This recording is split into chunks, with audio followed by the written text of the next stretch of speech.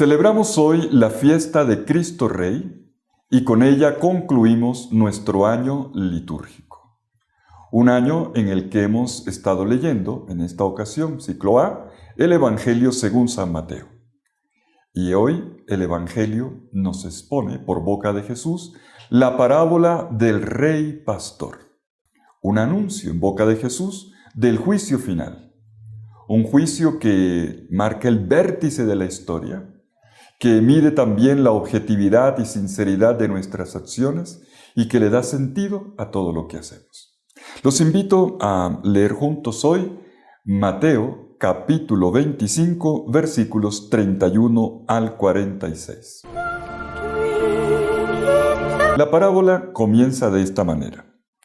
Cuando el Hijo del Hombre venga en su gloria, acompañado de todos sus ángeles, se sentará en su trono glorioso. Entonces serán congregadas delante de él todas las naciones, y él irá separando a unos de otros, como el pastor separa las ovejas de los cabritos. Nos detenemos un momentico en esta frase inicial.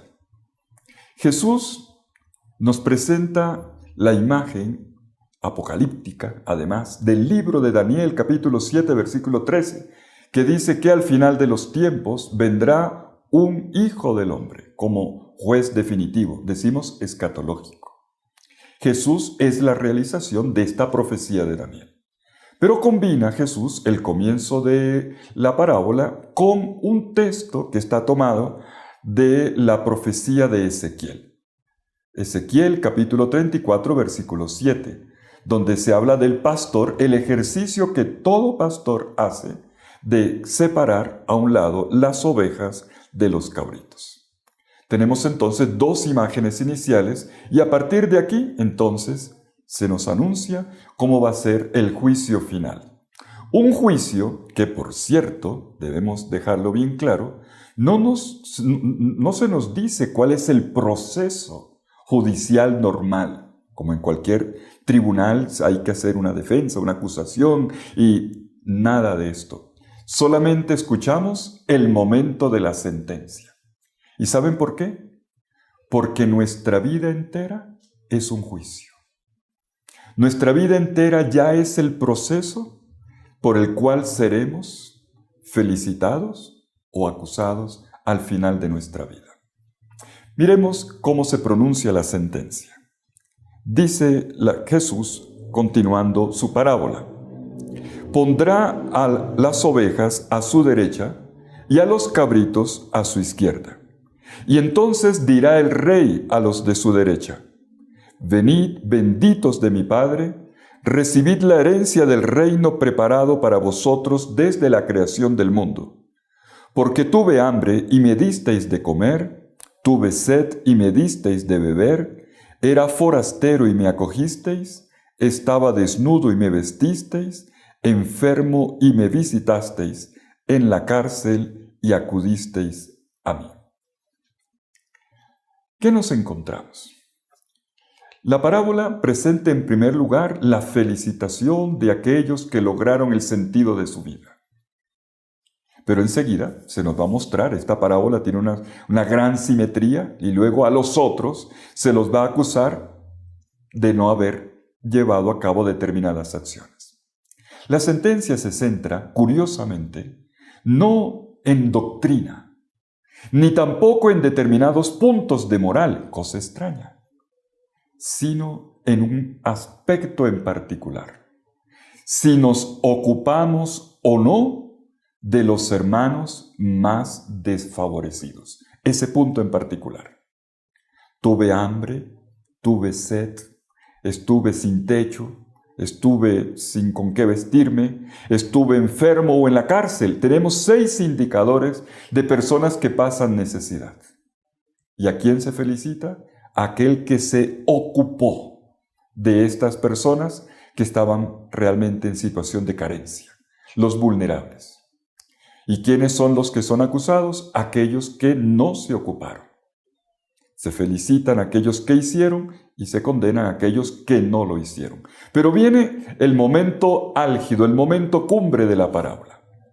cuando tanto los que son felicitados como los que son acusados reaccionan de la misma manera. Señor, ¿cuándo te vimos? Señor, ¿cuándo te vimos? O cuando nosotros no te vimos. Señor, ¿cuándo te vimos sediento o hambriento, sin techo, desnudo, enfermo o encarcelado? Y entonces responde el rey pastor: cada vez que lo hicieron con uno de estos mis hermanos más pequeños, conmigo lo hicieron. Y llamo la atención sobre un detalle para que lo analicemos bien. Jesús llama a estas personas mis hermanos y les coloca el calificativo de los más pequeños. Mis hermanos, y no cualquiera, mis hermanos más pequeños.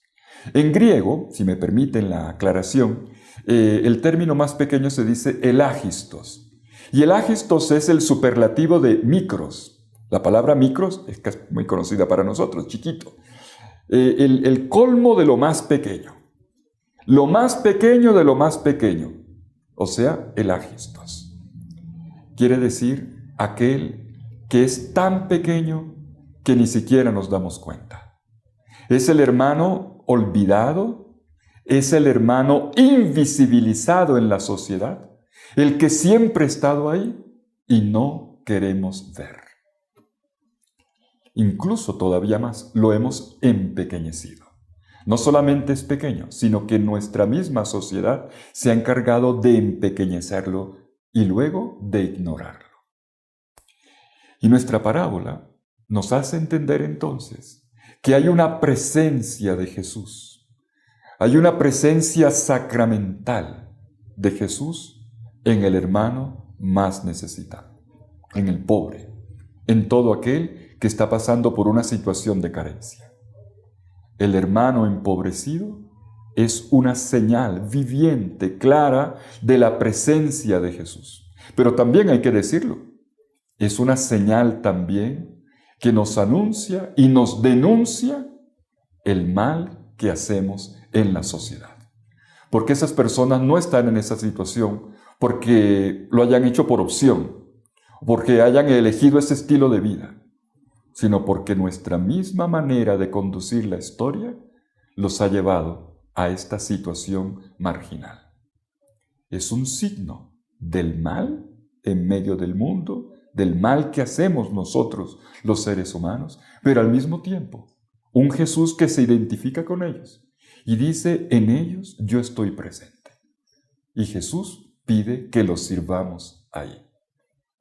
San Juan de la Cruz, este gran místico español del siglo XVI, del siglo de oro español, llegó a sintetizar el Evangelio de hoy con esta frase: al atardecer de nuestra vida, seremos juzgados por el amor. ¿Qué se espera de cada uno de nosotros, discípulos y discípulas de Jesús?